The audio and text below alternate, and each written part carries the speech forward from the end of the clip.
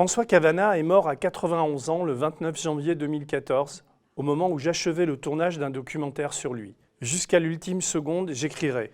C'était un titre prémonitoire. Cavanat a été une importante source d'influence pour de nombreux journalistes et écrivains de ma génération. Auteur de livres et de recueils, fondateur d'Harakiri et de Charlie Hebdo, il s'est toujours battu contre toutes les censures. Virginie Vernet, dite la petite Virginie, est l'héroïne et la scribe de ce livre ultime et posthume, Crève du con, qui sort en ce début d'année 2020 en librairie. Cavanat souffrait d'une maladie de Parkinson et Virginie était sans doute la seule à pouvoir déchiffrer ses pattes de mouche. Les extraits d'entretien avec Cavanat, inclus dans ce 24e numéro de Tout peut arriver, sont inédits et ont été réalisés 1 an avant sa disparition.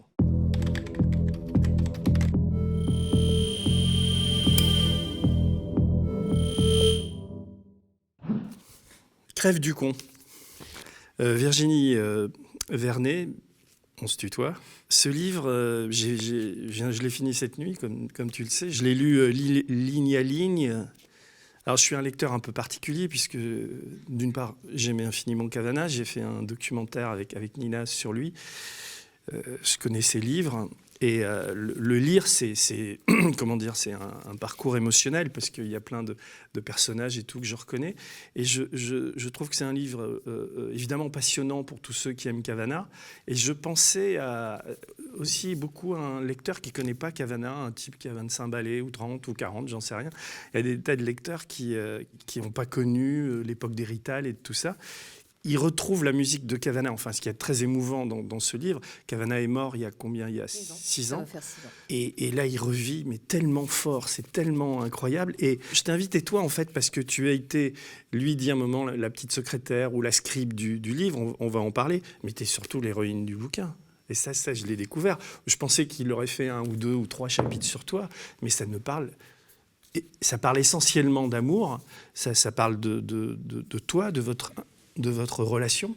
Et après, ça fait aussi des allers-retours avec le passé. On revient à l'époque de ses parents, l'enfance, les camps, enfin les camps de travail, etc. Mais le fil rouge, c'est quand même cette histoire qui vous unit tous les deux.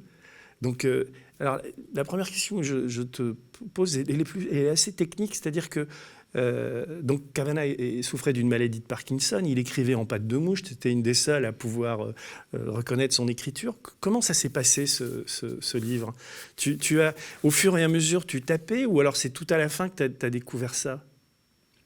Alors, avant tout, je suis très émue d'être en face de toi, puisqu'on se connaît à cause de Cavanat. Oui. Parce que tu le tenais pour ce documentaire que tu as heureusement fait. Donc voilà, je suis un petit peu troublée aussi parce que ce livre sort 6 ans après sa mort et c'est pas lui qui est là pour en parler, donc ça me trouble, mais c'est pas grave, on est là et on va en parler. Donc oui, non, c'est ce qui est, pour répondre à ta question, je tapais en fait Cavanat depuis Lune de miel, le livre avant.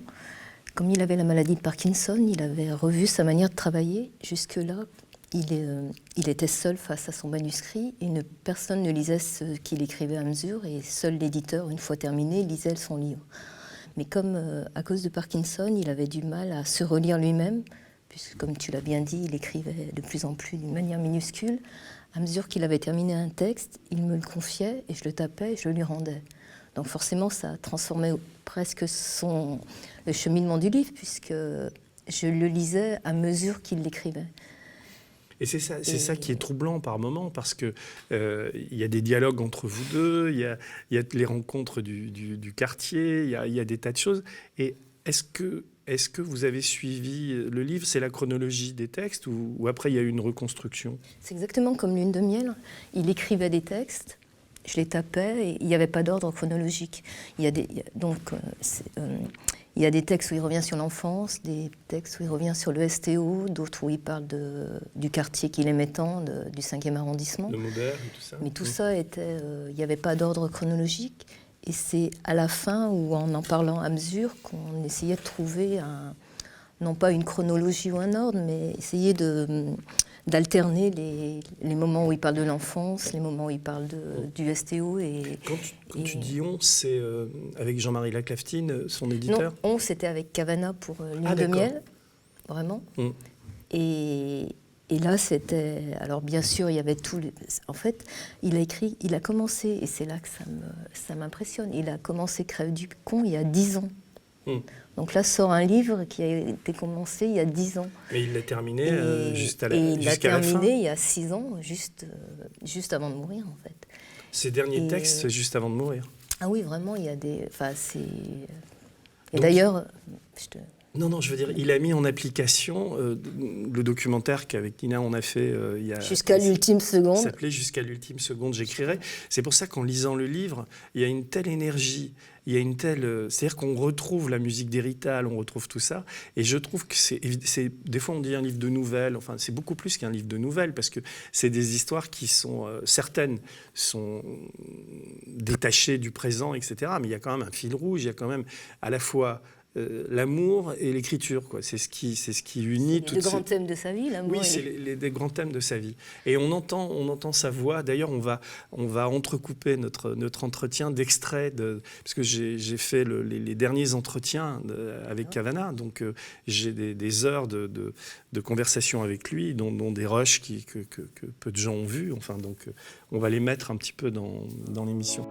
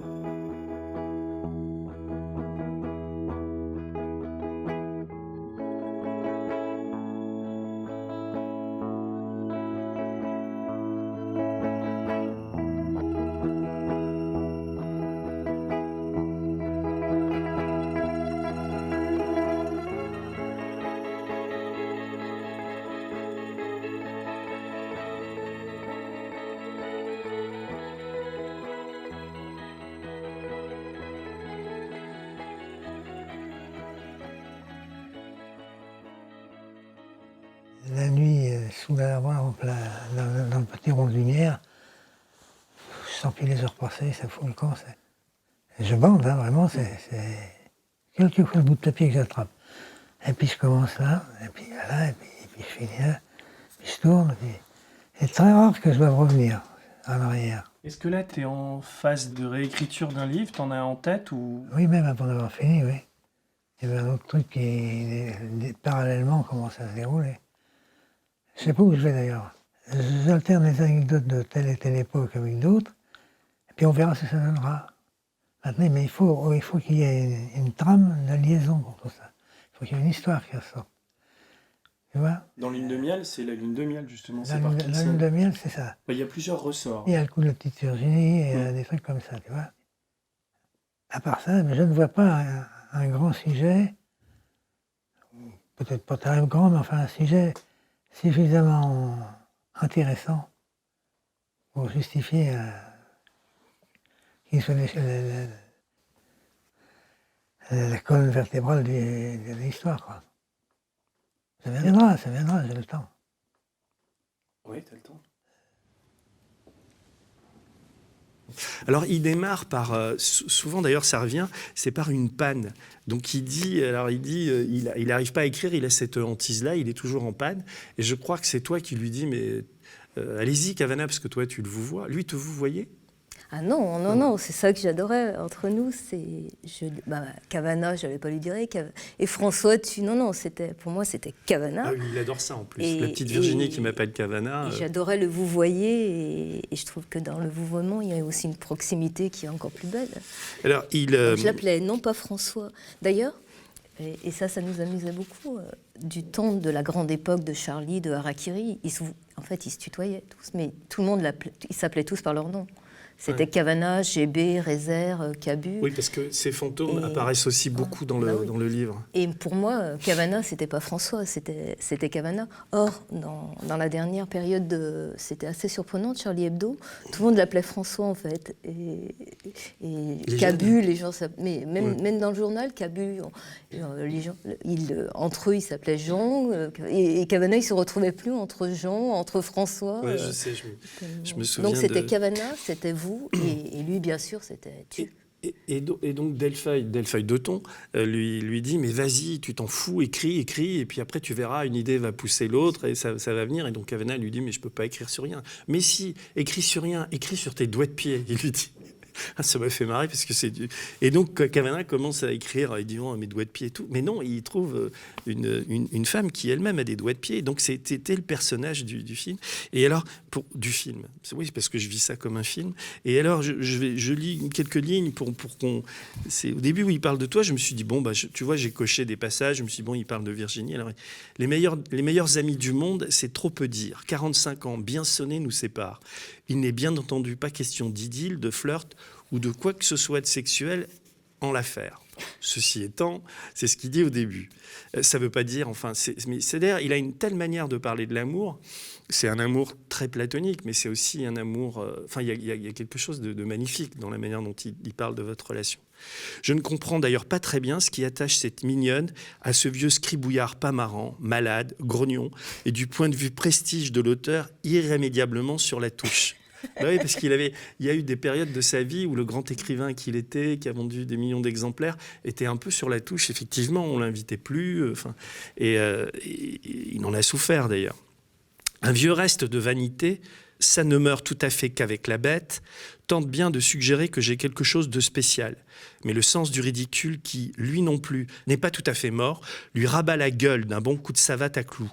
Ça remet les pendules à l'heure. Hélas, sans me donner l'explication de ce mariage contre nature entre une blanche colombe, à peine sortie de l'œuf, et un vieux verrat solitaire aux défenses ébréchées.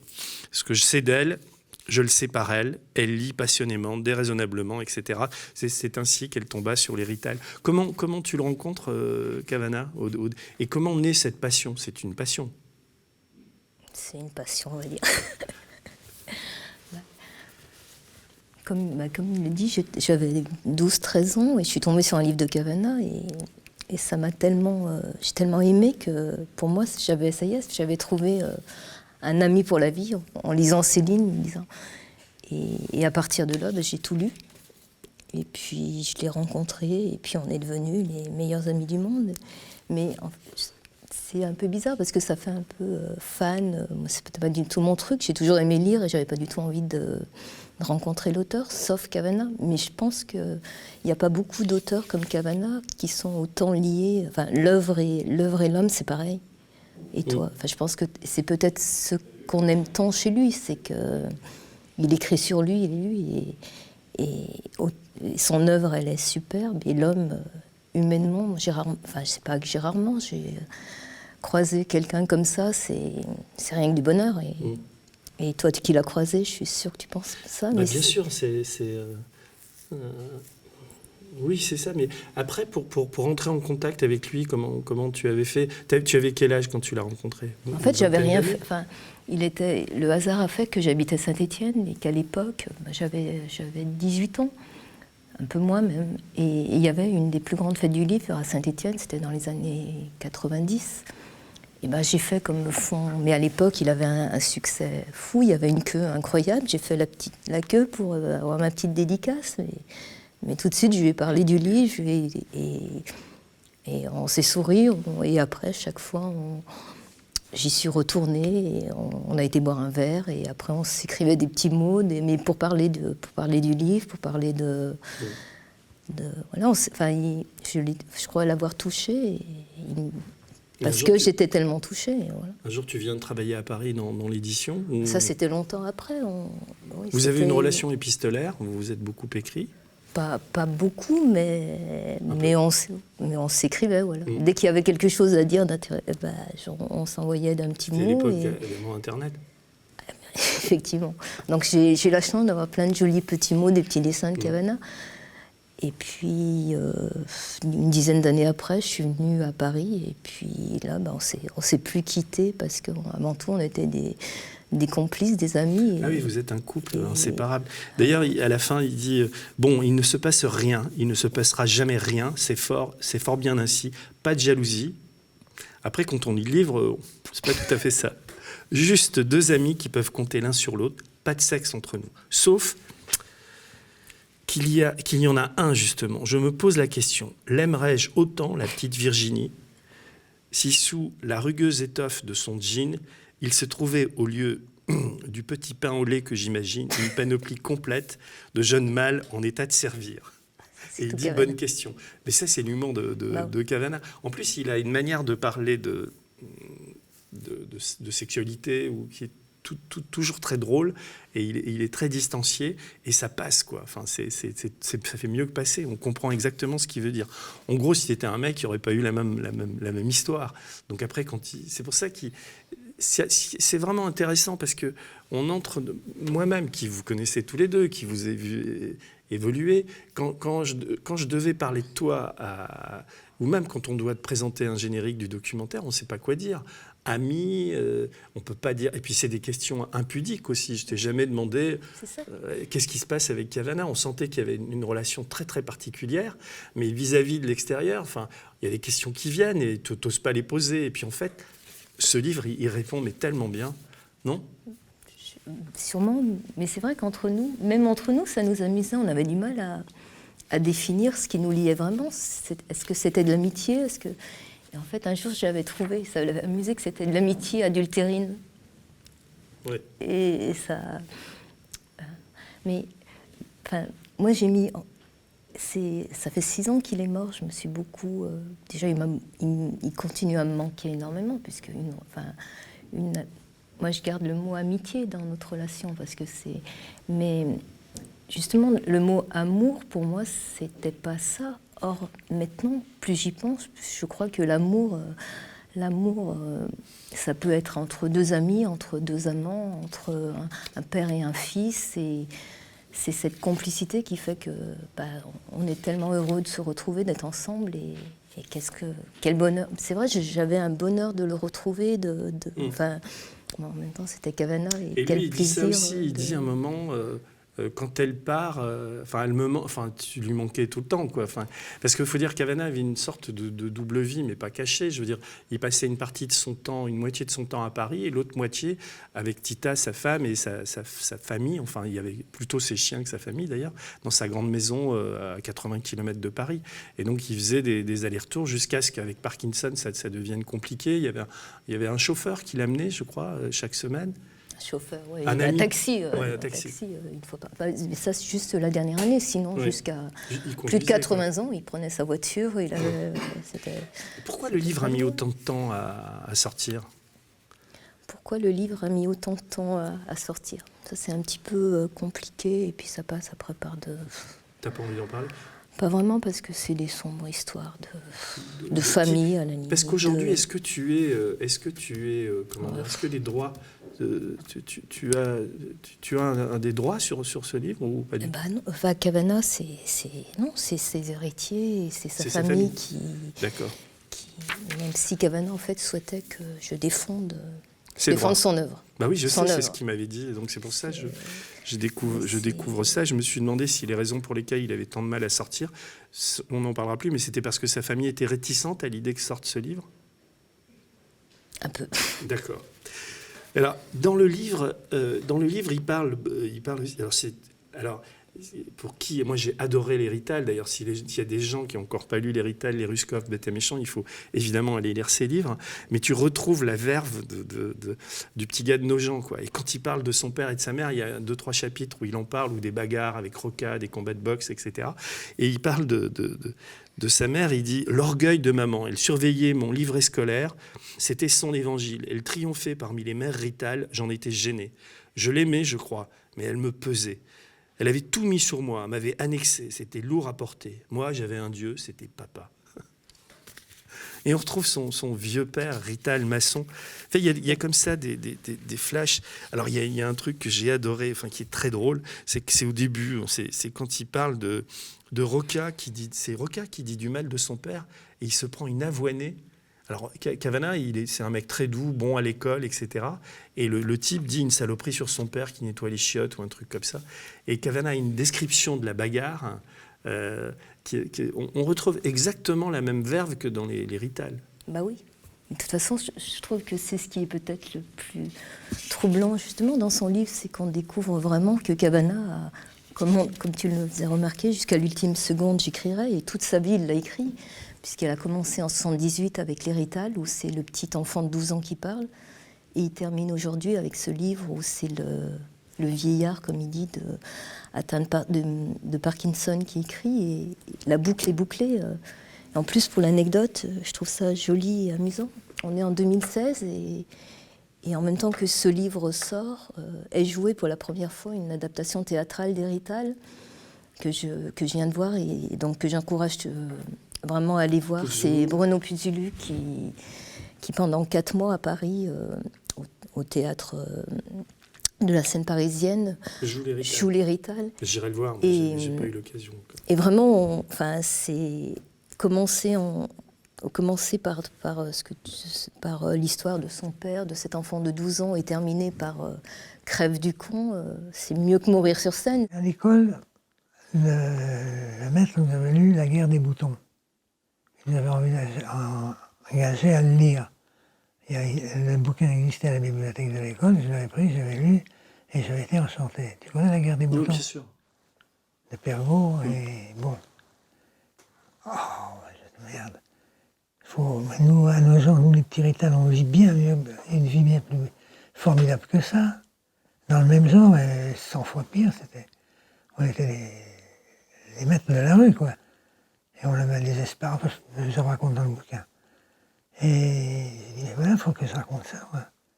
Comme justement, on se bagarrait toujours dans les rues avec les gars de Fontenay ou du Perreux, ou enfin, de Montreuil, tout ça.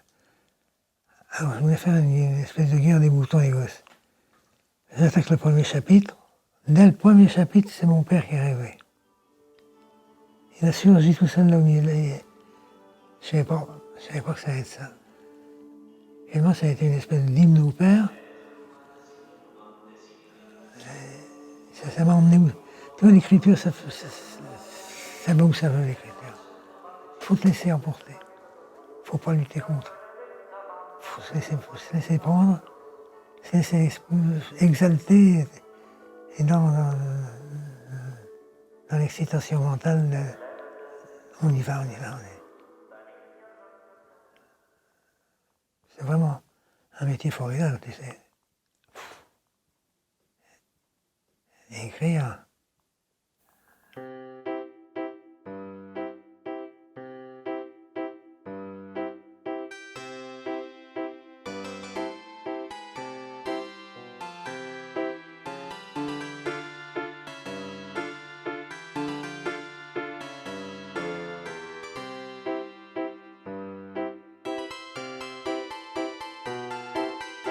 J'ai un peu peur maintenant de ne pas avoir assez aimé mon père quand il était vivant, pas lui avoir assez montré, pas y avoir assez pensé.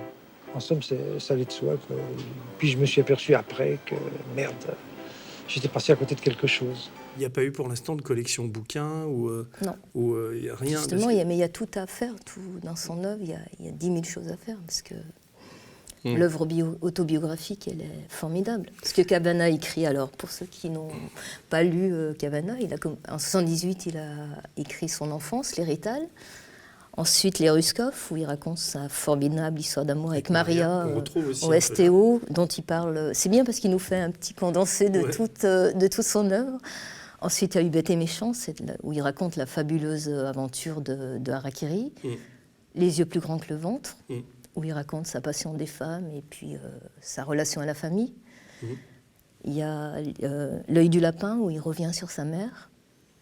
Lune de miel, où il revient sur Miss Parkinson. Et c'est ce que je disais, Bête et Méchant, où il revient sur Harakiri. Et puis Crêpe du con, pour boucler l'œuvre. Donc ça, c'est pour la Pléiade, ce serait parfait, quoi. Voilà. Mais je ne sais pas ce qu'ils attendent. Mais la Pléiade, ça n'aurait pas plu à Cavana. Bah, il adorait être dans la blanche quand même. Là, Oui, il est mais chez Gallimard. il était content d'être... Non, mais Cavana, c'était bouquin. Donc, Ah ouais. bouquin, parce que c'est des livres plus... Ouais, puis un peu moins cher. Non, la et puis- Pléiade, pour lui, c'était... Cavana aimait le... En fait, quand l'un de nous était triste, le grand jeu, la grande consolation, on se regardait, on disait « on va aux champignons ». Et c'était quoi aller aux champignons? C'était pas les champignons du livre, c'était... On courait chez les soldeurs parisiens. Alors, pour ceux qui connaissent Paris, c'est Gibert, Boulinier. Et en fait, on allait se réapprovisionner en livres d'occasion, les vieux poches. Et pourquoi les champignons? Parce que c'était à peu près ça. On y allait avec un panier et on y allait parce que c'est dans des présentoirs sur le trottoir. Et en fait, il me regardait, Cavana, il faisait « on va aux champignons ». Et en fait, c'était le geste qu'on faisait.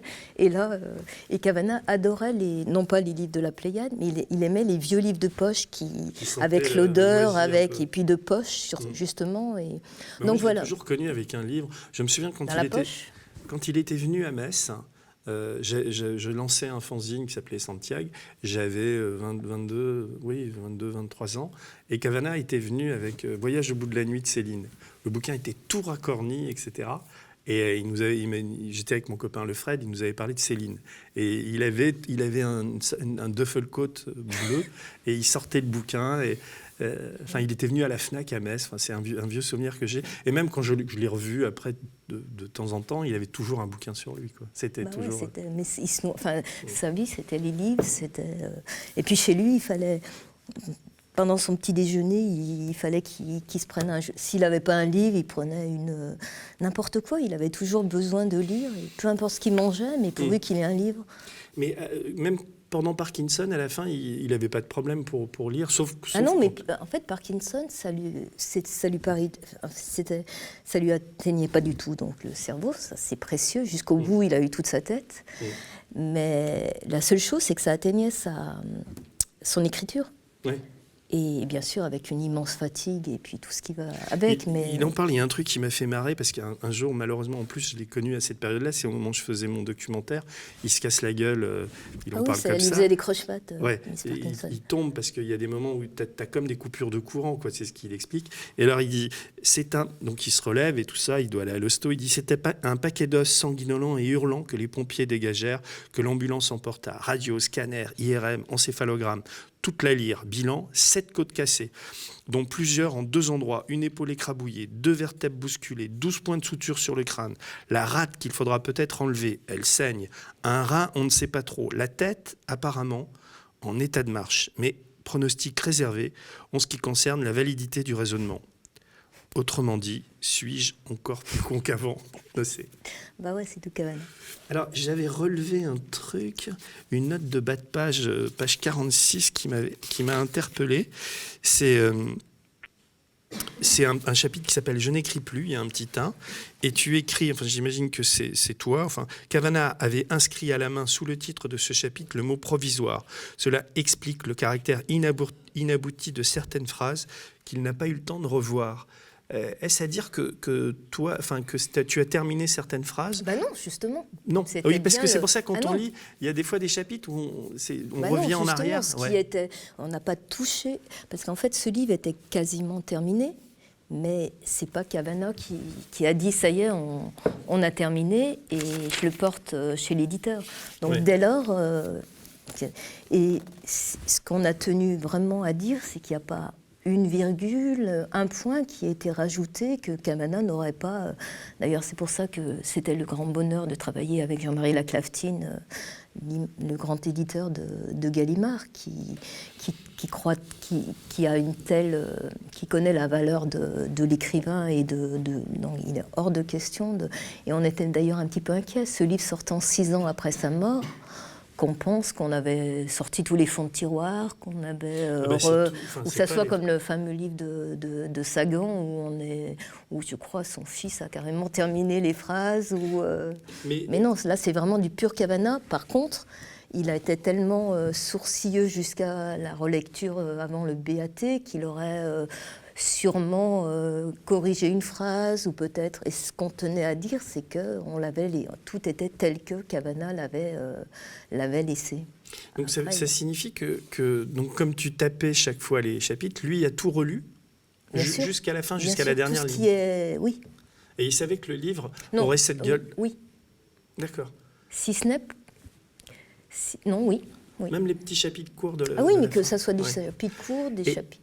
Et alors je te repose la question parce que c'était quand même tu vois, j'avais écrit lisait-elle au fur et à mesure ou a-t-elle tout découvert à la fin? Parce que ce qui est très troublant, c'est que ça dit des choses absolument personnelles sur votre histoire. Et donc, le fait de les lire, par exemple, je te donne un exemple, c'est à un moment, il dit... voilà, il essaie de nous expliquer que c'est une amitié, enfin que c'est un amour, enfin il essaie et puis à un moment il sent que tu es amoureux d'un autre garçon, quoi. Mais il est puissamment jaloux, quoi. Et donc j'imagine qu'il te le dit pas.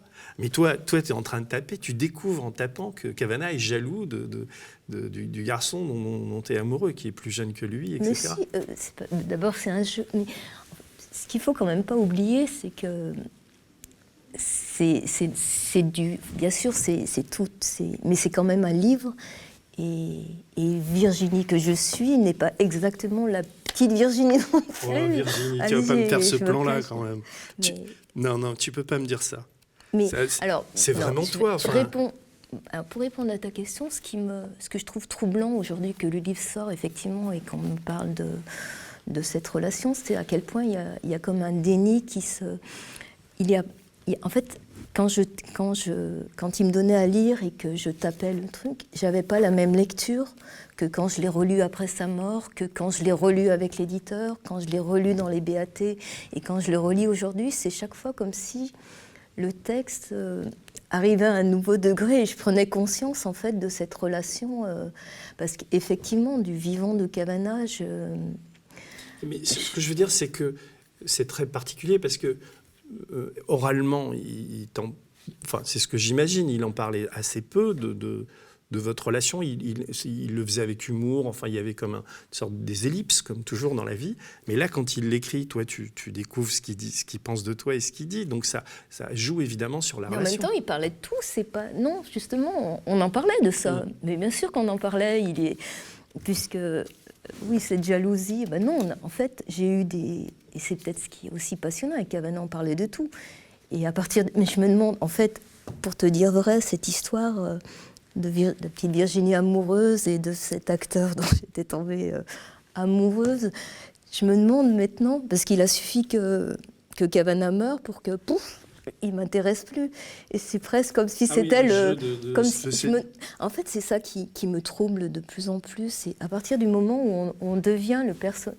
Mais quand à un moment, je trouve qu'il y a une réflexion de Kavanagh qui est très intéressante sur la littérature, puisqu'il fait remarquer au début, quand il a la panne de l'écriture, que je lui reproche cette panne, parce que je lui dis, mais maintenant que je suis devenue un personnage de vos livres, si vous n'écrivez plus, je fais quoi de ma vie ? Et en fait, c'est très troublant, cette réflexion, parce qu'il y a presque un peu de ça, comme si j'attendais qu'il écrive ma vie pour la vivre.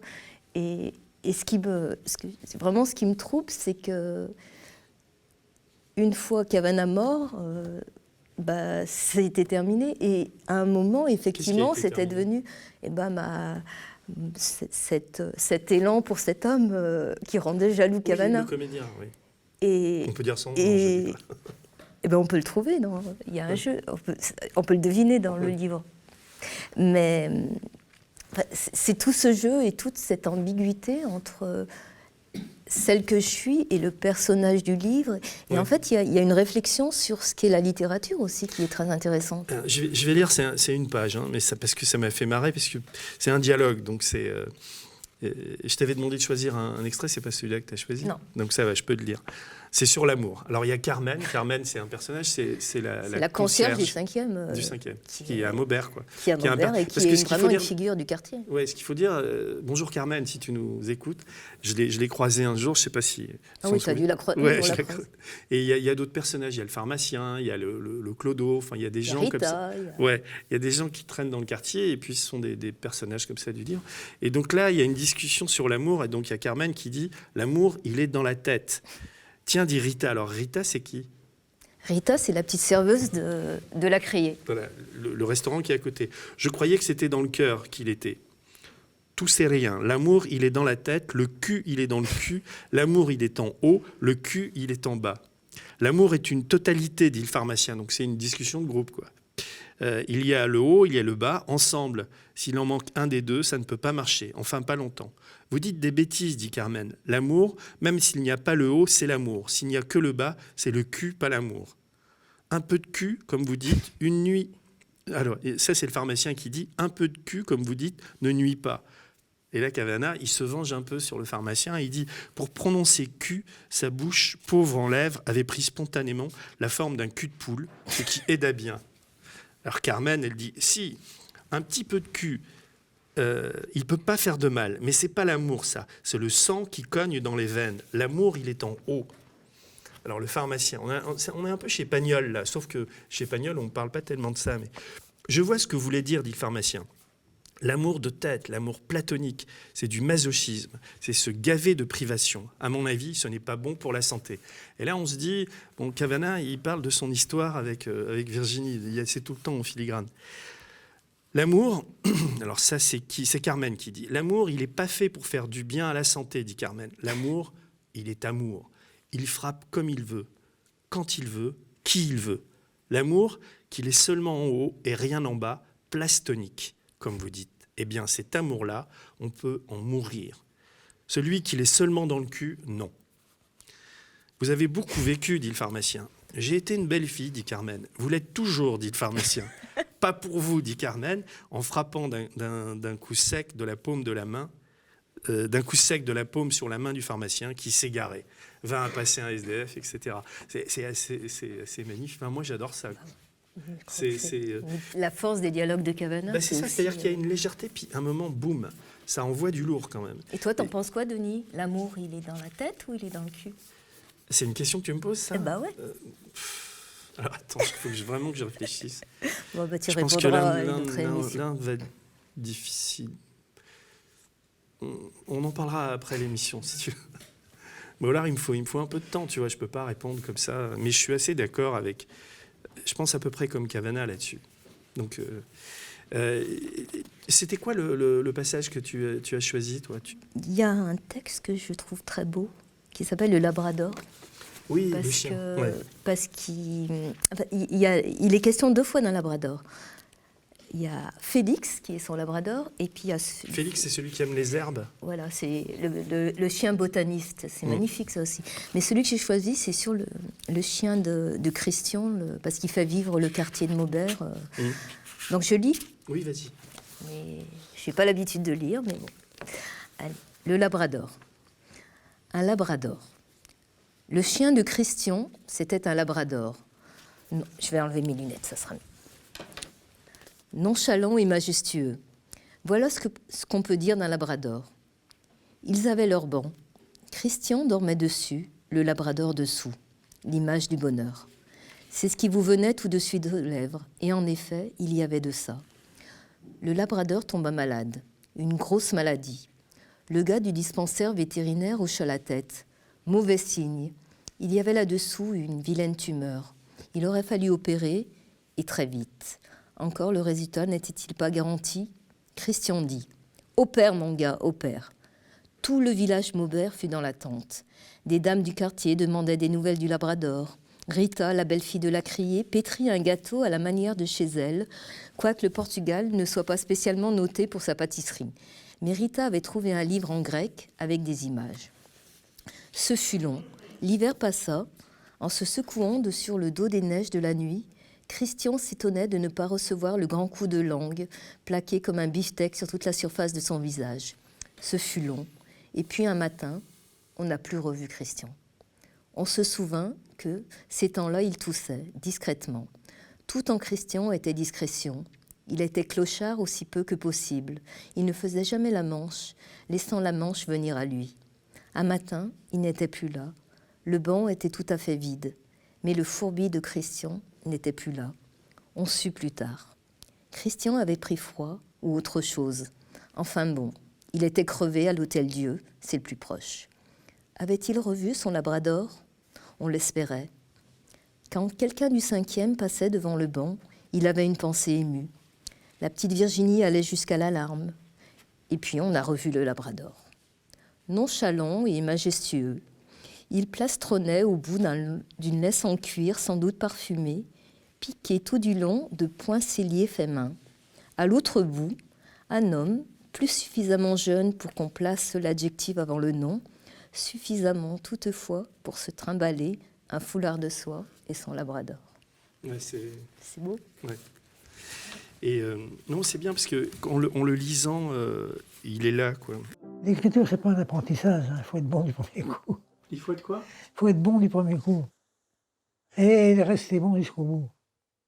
Pas fléchir. Mais quand tu regardes, putain, des bouquins, t'en as écrit, tu sais même pas. Tu sais combien t'en as écrit? 55 par là. Dont une bonne 25 romans. Et dont pas mal de romans historiques où et tu les places au même niveau que les... Comment tu les regardes les... Moi, oui. Moi, je n'ai pas deux manières d'écrire, ni deux manières d'être passionné. Quand j'ai décidé qu'un sujet m'excitait, je m'y donne à fond.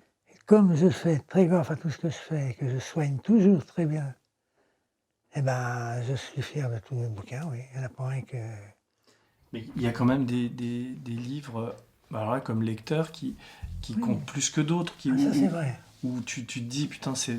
Et puis il y a des bouquins qui sont quand même plus légers, quoi. Enfin, t'as l'impression que t'as pissé de la copie. Non. Alors... Ça, je fais pas. Si toi, lecteur, tu penses ça, c'est que tu as lu le bouquin et que ça t'a fait cet effet. Bon. C'est pour ça que je te pose la question. Mais je l'ai pas fait exprès. Tes livres historiques... où tu... Je sais, on me les reproche assez, ceux-là. Non, c'est pas que je te les reproche. C'est que je me dis, l'implication n'est pas la même. Il y a une âme... Il y a une âme dans Lune de miel et il y a un jeu, pisser la copie, c'est peut-être un peu... Le mot est peut-être... Quand on écrit, je sais que c'est difficile, mais... Tu vois, drôle de pisser de la copie. Hein? Si, c'est pas drôle de pisser de la copie. Non, c'est pas drôle. Pourquoi le fait-on? On écrit pour l'effet, justement, pour faire quelque chose de beau. Pourquoi pisser de la copie? À moins d'être un employé dans un ministère, et encore maintenant, ils n'épissent plus. Mais ça veut dire que dans chaque ligne, il y a... Oui, monsieur. Il y a le même taf, quoi. C'est le même... Oui. Dans chaque ligne, il y a le même souci de faire quelque chose, de faire de l'art. Et il y a un moment, tout à la fin des chapitres, il écrit, il parle, je crois que ça s'appelle Sémantique, il parle de votre relation, et il dit, c'est pour te montrer son recul, il dit « J'ai peut-être compté cela avec un peu trop de désinvolture. L'humoriste qui se croit obligé, n'est-ce pas? Il s'est joué là un drame, le drame éternel, et l'énorme éclat de rire des enfants des écoles, on est mercredi, ne dessert pas ce point qui me broie le cœur, ni ne ranime le sourire sur les lèvres de la petite Virginie. » Donc tu te souviens de ça?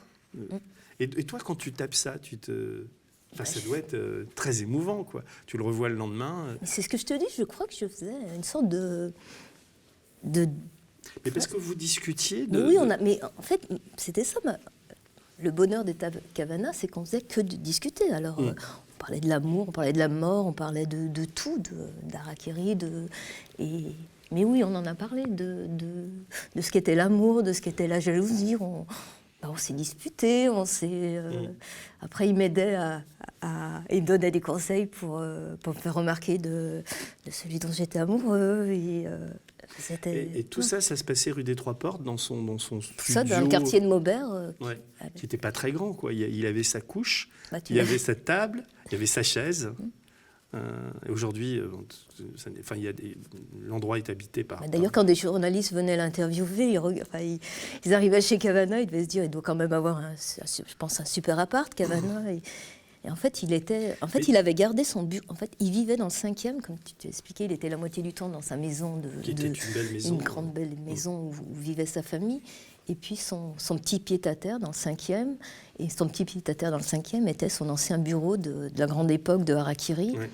Et en fait, c'était là qu'il était bien. Et C'est comme je te disais, il n'avait pas besoin d'un château, il n'avait pas besoin de... Pourvu qu'il ait un petit espace pour se coucher et pour caler son livre, et il était heureux. Il y a des passages, comme je l'ai dit, qui sont assez émouvants et troublants quand il parle justement de... Il en parle assez peu, mais il y a une vingtaine de pages dans le bouquin où il parle de Choron, d'Harakiri. Et moi qui les ai connus tous les deux, c'est vrai qu'il y a eu un moment un peu... avec toutes les histoires qu'il y a eu à Charlie Hebdo, il y a eu un peu de détachement entre les deux hommes. Et donc, il clôt un chapitre en expliquant ça. Je l'ai dit, sur la fin, nous avions pris quelques distances. Oh, jamais sans nous fâcher. Ça s'était fait, quoi. Et je me remémore, le cœur serré, les longues soirées où les colporteurs partis, parce que, il parle d'une époque où Harakiri se vendait par colportage, nous nous grisions tous deux à l'évocation du grand, beau, chouette journal que nous allions faire, qui ne craindrait personne et se battrait pour que tout le monde puisse rire de tout. Eh bien, croyez-le si vous voulez, on l'a fait. Tout y est là. Ouais, tu vois, il n'y a pas besoin d'en dire plus. Et en lisant ça, évidemment, moi je pense à l'époque d'aujourd'hui. Cavana est parti avant la tuerie de Charlie Hebdo. Juste un an avant. Il est parti avant Macron, il est parti avant les Gilets jaunes, il est parti... Comment il... Enfin, c'est une question idiote, mais permets-moi, après toutes ces questions intelligentes que je t'ai posées, je t'en pose une idiote. À ton avis, comment il vivrait cette période, Cavana? Qu'est-ce qu'il écrirait sur cette période? Est-ce qu'il serait Gilet jaune, par exemple? Comment veux-tu que je te réponde à ça? Ça serait faire offense. Bah oui, mais tu vois bien comment il est avec les SDF, il ne veut pas toucher à la politique, mais en même temps... Mais il touche à la politique, et il s'est toujours interrogé. Il n'y a pas un édito où il ne revient pas sur des questions politiques, de toute façon. Et s'il n'a jamais écrit sur Macron, il a beaucoup écrit sur Mélenchon, par exemple, Cavana, les derniers temps. Il l'aimait bien, Mélenchon, avec ses mais bien sûr qu'il était... Enfin, Cavana n'aimait pas la politique politicienne et ces débats à la con, finalement. Mais tout est politique chez Cavana. Tu le sais. Alors après, qu'est-ce qu'il aurait pensé des Gilets jaunes? Qu'est-ce qu'il aurait pensé... je trouve que ça serait le trahir de ma part de dire ce qui... Mais on sait de quel côté était... D'ailleurs, regarde, comme je venais aux médias, je me suis dit c'est quand même un journal politique, et j'ai retrouvé ce livre qui était sorti dans les années 78. C'est chez Jean-Jacques Pauvert. Ah, je ne l'ai pas lu, celui-là. Et en fait, c'est un recueil des textes de Charlie, de Harakiri. Et il y a cette définition que j'aime beaucoup de Cavana qui dit... donc on est aux médias. Oui, vas-y. J'ai écrit une fois ou l'autre, ici ou là, à peu près ceci. La gauche, c'est ce qui essaie de comprendre. La droite, c'est ce qui refuse même d'envisager qu'il y ait quelque chose à comprendre. Je n'ai rien à y retoucher. Pas mal. Et tu veux que je un petit peu encore pour le média? Et c'est pour répondre à ta question, qu'est-ce qu'il penserait de Macron aujourd'hui? Gauche, donc ça a été écrit en 78. Gauche, droite, qu'est-ce que ça veut dire? Non. Droite, je sais. C'est opter délibérément pour l'injustice, les privilèges, puis le refus de penser. C'est opter pour des valeurs qui n'ont pas à être discutées, puisqu'il va de soi qu'elles transcendent toute explication, que même émettre la prétention de les justifier par argument logique serait blasphématoire. La droite, c'est la notion de tabou au service des privilèges de quelques-uns. C'est l'affirmation du droit sacré de s'enrichir indéfiniment en parasitant le travail des moins doués pour la foire d'empoigne. Je continue ? Vas-y. Gauche, je vois moins bien. Je suis un peu paumée. Je crois qu'il était paumé d'ailleurs, et on est tous paumés avec la gauche. Je croyais que ça voulait dire épanouissement maximum des individus dans une société maternelle, mais le moins contraignante possible, fondée sur la logique de la raison, mes vieux dada.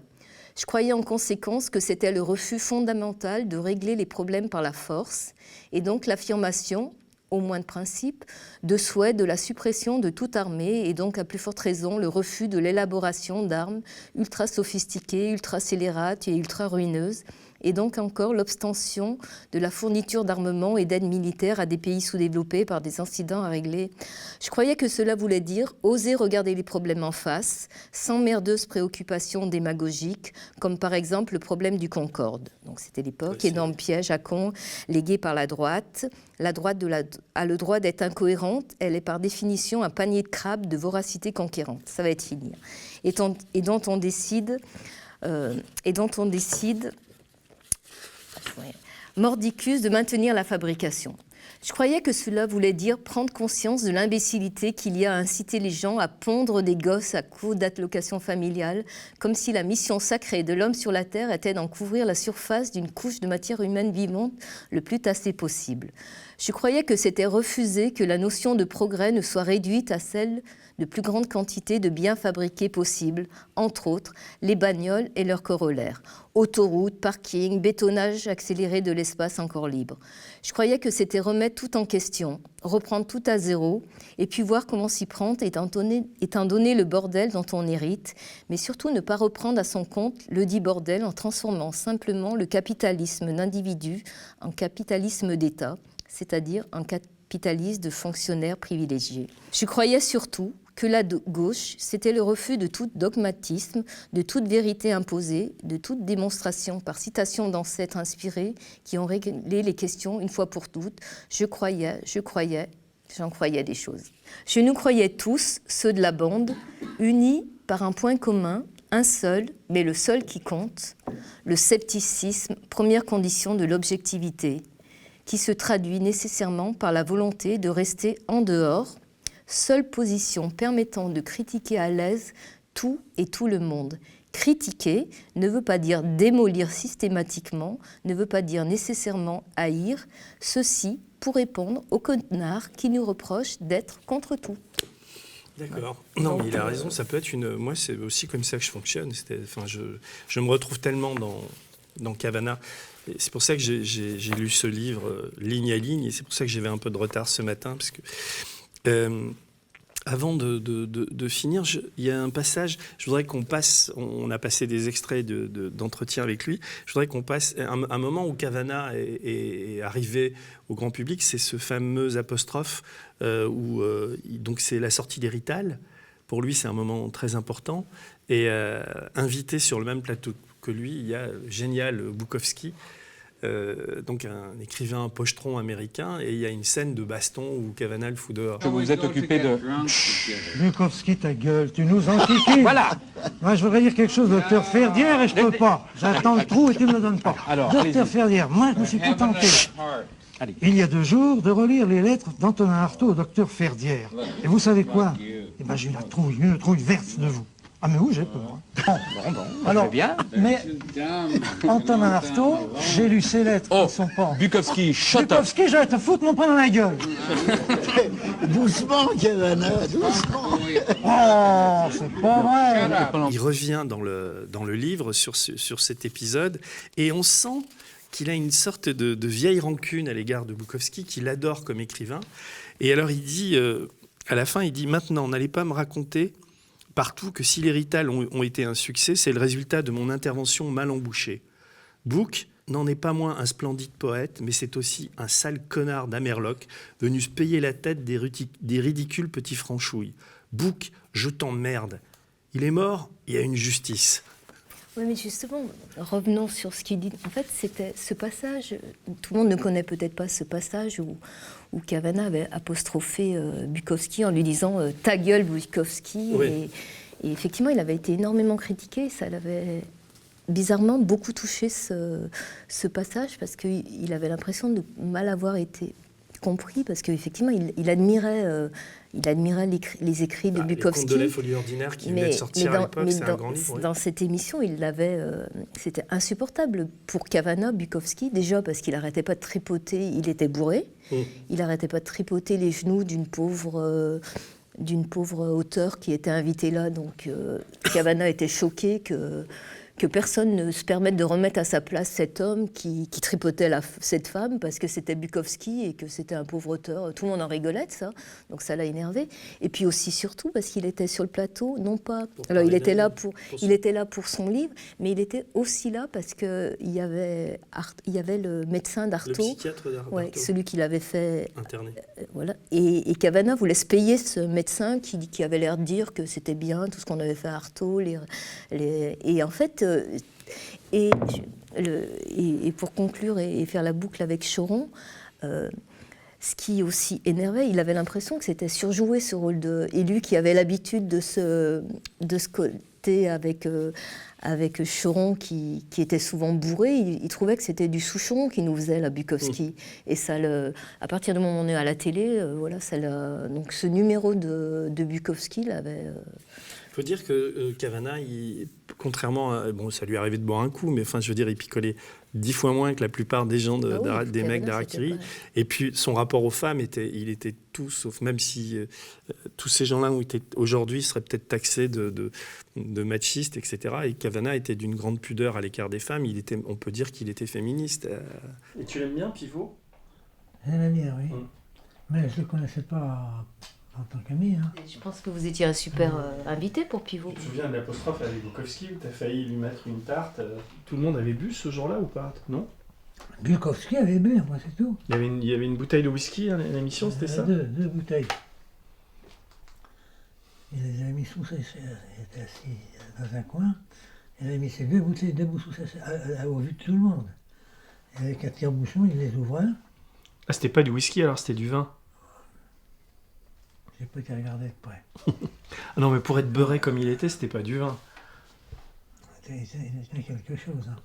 Et j'en ai marre de raconter toujours cette histoire. Moi, c'était ma deuxième passage à l'apostrophe. Ou mon premier, peut-être premier. J'avais pas du tout l'habitude de la télé, moi. J'étais un petit gars qui sortait de son coin. Et je ne savais pas qu'il suffisait qu'on mette le micro, qu'on envoie mon micro à l'antenne pour que je passe, et pas l'autre, tu vois. Alors, je voyais Bukowski gueuler comme un con, il empêchait tout le monde de parler, mais moi je me figurais que, enfin encore une fois, je ne savais pas la technique. Et j'avais ce soir-là précisément un compte à régler, avec un mec qui s'appelle le docteur Ferrière, qui possède une maison de santé dans le centre de la France. Une maison de santé, c'est-à-dire un asile de dingue. Dans cette maison, il avait soigné un des grands princes moderne. Artaud. Antonin Artaud, voilà, qui était dingue. Et il se trouve que la veille, ou l'avant-veille, j'avais trouvé un bouquin qui était un recueil de lettres d'Antonin Artaud au docteur Ferrière. C'est une coïncidence extraordinaire. Et ces lettres disaient « Mon bon docteur, mon cher docteur, je vous en supplie, plus d'électrochoc. Je serai sage. C'est fini, je ne ferai plus mais plus d'électrochoc. Je vous en supplie, je vous en supplie. » C'était ça, ce recueil. Or, le gars était là, lui, pour vendre un livre qui disait le contraire. Mon cher ami Antonin Artaud me disait, et tout le bouquin comme ça. Oh, j'ai dit, le salaud, l'ordure. Il l'a torturé peut-être jusqu'à le faire crever, et maintenant il vient s'emparer. Alors je voulais me farcir ce gars, j'attendais avec impatience, et je voyais que Bukowski déconnait, et que le temps passait, et je n'aurais pas pu dire mon truc. Et moi, ce mec, vraiment, il avait une gueule de rat. Je voulais vraiment me le faire. Oui, c'était méchant, hein. Pour un gars qui a un bouquin à vendre, moi, je pensais qu'à ça. Et puis, Bukowski ne se taisant pas, et que ça continuait toujours, je me suis dressé, puis j'ai dit, écoute, Bukowski, ferme ta gueule, ou je te fous mon poing dedans. J'étais vraiment en colère. Hein. S'il fallait peut-être... moi, ce que je retiens surtout de Kavanagh, c'était la haine qu'il avait de la souffrance et de ceux qui font souffrir. Et à partir de là, on a toute la manière de justement sur Bukowski. Pendant toute cette émission, il ne supportait pas parce que Bukowski se payait cette femme, en fait. Il se moquait de cette femme et Kavanagh prenait toujours la défense de ceux qui sont humiliés, donc forcément souvent des femmes. Et c'est là que, pour revenir à ce que je disais, c'est... L'homme Love, Kavanagh, c'était quelqu'un de vraiment un grand homme, mais avec une vraie colonne vertébrale, avec une droiture, il ramenait tout à l'essentiel, et cet essentiel, c'était simple, évident, mais tellement presque rare. Et c'est marrant parce que, pour revenir sur l'émission que tu as fait la semaine dernière avec Pacôme, tous les points que vous avez abordés sur une sorte de sagesse et de comment... je trouvais qu'on retrouvait vraiment la base de la pensée de Kavanagh, et sur le bonheur notamment. Et quand tu disais que... Quand tu as repris Pacôme à un moment en disant que finalement, le bonheur, c'était du... Et je trouve qu'on a aussi... tout le parcours et la pensée de Kavanagh. Kavanagh, il a tellement connu de merde dans sa vie. Il en a connu des drames avec la guerre, il a perdu les 2 femmes qu'il aimait, qui sont mortes quand il avait 23 ans. Il avait perdu ses 2 grands amours, Kavanagh. Et je crois que c'est ce qui faisait qu'il goûtait encore plus au bonheur. Et tout, il le savourait. Alors, il n'était surtout pas... ce côté un peu optimiste à la con, puisque lui, où on était... J'adorais, mais je crois que tu le dis dans le documentaire, Kavanagh, c'était soit on est pessimiste, soit on est con, puisqu'on sait qu'on va vers la mort. Mais à côté de ça, c'était un jouisseur de la vie, au sens où tout l'instant, le fameux instant présent à la con qu'on retrouve dans tous les précis de sagesse, dans les livres qui se vendent comme des petits pains. Et c'était ça Kavanagh. Il savait goûter au bonheur. Et moi, si j'ai tant d'émotions à parler de lui, si j'étais tellement heureuse de ces moments avec lui, c'est parce que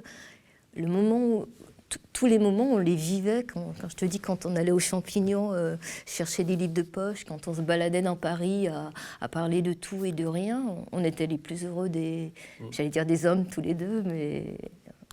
Il y a aussi une autre femme dans sa vie qui est très importante, c'est Tita. C'est sa femme. Et c'est sa femme. Et donc Tita fait la préface du livre. Elle a une très jolie phrase à la fin. Elle dit, elle parle du livre, de tous ses écrits. Elle dit, c'est toi, encore toi, depuis toujours ivre de mots, prête à fustiger pour être aimé, la fantasmagorie des silhouettes qui t'ont fait palpiter jusque dans le grand âge, généreuse manne littéraire, n'abolit pourtant pas ce que nous avons connu. Parce que aussi, derrière tout ça, il y avait Tita, quoi. Tita qui récupérait Kavanagh les week-ends, Kavanagh qui avait fait, j'en parle dans mon documentaire, une tentative de suicide. Enfin, je veux dire, c'est aussi un fantôme du livre. Et il en parle un petit peu avec tendresse, son amour des chiens. Enfin, mais Tita est présente dans le livre. Oui, elle est très présente, oui. Et on voit bien que... Mais je veux dire, il en parle dans d'autres livres, donc, mais elle est présente là aussi. Elle fait qu'elle fasse la préface, je trouve ça assez beau. Et alors, je voudrais finir sur... Parce qu'à la fin, il y a un truc qui m'a bien plu, moi. C'est Kavanagh qui essaie de se définir. Et alors, il gueule un peu contre les chefs et tout ça. Il dit « Je n'ai jamais été un chef et je ne veux pas de chef. Toute ma vie consciente a tendu vers cela. Travailler comme un esclave ébloui si le travail me convient et tout seul. » Il écrit en gros « tout seul ». Il l'avait écrit à la main, tout seul, c'était écrit en gros. Bah oui, tout est écrit. Tout est écrit à la main, ce que je tapais. J'ai été plus qu'un auteur, un susciteur de vocation, un stimulant, un excitant. Jamais un chef. Pour en finir avec ce rejet tacite, point d'interrogation, de ma vraie communauté de ploucs immigrés, oui, parce qu'avant, il parle des Rital et de la manière dont on essaie de le récupérer comme italien et tout ça, c'est un peu ça, donc oui, Kavanagh aimait tout ce qui était récupération, tout ce qui était groupe, tout ce qu'il détestait. Et si on le ramenait à l'immigration italienne, il n'aimait pas. Ouais. Il est quand même au musée de l'immigration, là, aujourd'hui. Il y a la truelle de son père. Ah, mais ça, c'était de son vivant. Il avait fait don. C'est le premier à avoir fait un don. Et il avait fait le don de la truelle de son père. Alors, il dit « Je pense qu'il n'y a en effet rien de pire que la jalousie si active entre pauvres, renforcée par l'indignation du nanti, qui ne tolère pas qu'un enfant de purotin fasse mieux que son fils de con. Ça ne m'a en tout cas jamais perturbé, puisqu'il a fallu que j'atteigne presque le siècle pour en prendre conscience. Communauté, association, amicale, groupe, lobby, porteurs d'étendards, cuisse boutonneuse de majorette, procession spirituelle, mangeur de boudin, échangiste de trou du cul, enculeur mondain, enculé prolo, ancien combattant, ancien combattu, future viande hachée, ne venez pas me faire chier, je vous emmerde. Voilà. Mais là encore, on a tout Kavanagh quand il... Je trouve que tu as bien fait de choisir parce que tout ce qui était communautaire... Enfin, Kavanagh, avant tout, c'était un solitaire. Et le pouvoir, c'est quelque chose qu'il détestait. D'ailleurs, je trouve que... Enfin, comme je disais, c'est un grand... Enfin, c'est pas pour rien qu'il a été le rédacteur en chef de Harakiri, c'est pas pour rien. Mais pourquoi ? Parce qu'il jouait jamais sur le pouvoir, parce qu'il jouait... son autorité, elle était naturelle, parce qu'il était juste et droit, point. Je devrais avoir peur. L'attitude normale est la peur devant la mort. Non, j'ai pas peur, ça me fait pas claquer des dents. Mais ça me fait chier. Ne plus exister, merde, non, écoute, tu te rends compte ?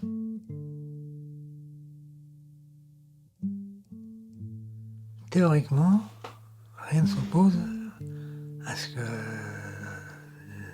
l'homme, disons, devienne immortel un jour. Ne soit plus, que la fin de sa carrière ne soit plus automatiquement la mort. Tu vois ? Rien ne s'y oppose. Le corps est fait pour se défendre contre tout. Toutes les réponses à toutes les agressions sont prévues. Malheureusement, parfois, les défenses sont... Et le mec finit toujours par mourir d'une façon ou de l'autre. C'est tellement rare, les hommes justes et droits, que ça en devient... Il dit d'ailleurs, j'aurais peut-être, si j'avais été son éditeur, j'aurais hésité avec un autre titre, parce qu'il dit à la fin, tout à la fin du livre, il dit qu'il a toujours été insensible à sa culpabilité, ce dont je ne suis pas sûr. Il dit ça, mais bon. J'en souffle très fort et à tout jamais. Il dit, je suis un être moral. Et il ajoute, je m'étais amusé à forger une devise, et cette devise aurait pu être le titre du livre parce qu'elle raconte le livre. Connais-toi toi-même et aime-toi quand même. Quand même. Voilà. Tout étant dans le quand même et oui. tout est là chez Connais-toi Kavanagh. toi-même et aime-toi quand même. Donc si on veut aussi goûter au bonheur de lire et alors j'imagine qu'il y a des tas de gens qui connaissent Kavanagh qui sont rués sur le livre. Il est sorti il y a une semaine, donc l'émission va passer dans une semaine ou 10 jours. Mais enfin, voilà, c'est Crève du con, c'est chez Gallimard. Et tu es un peu... tu es quoi ? Tu es la muse de Kavanagh, comme on dit ? J'aime bien la muse, parce qu'il est amusé. Ouais. Et en fait, Kavanagh, je crois qu'on a souri pendant toute l'émission. Avant tout, je me disais, c'était un bonhomme, mais c'était un homme drôle. Et donc, la muse de cet homme, ouais. Alors, il faudrait une vie après pour lire tous les bouquins de Kavanagh, parce que entre ces bouquins historiques, ces pamphlets, et puis surtout on va dire les livres autobiographiques, c'est tellement... Si des gens ont le bonheur de ne pas connaître ça, il faut lire Kavanagh, parce que c'est surtout une leçon de liberté. Voilà. Moi, j'aime infiniment cet homme, et ce livre est tellement beau que...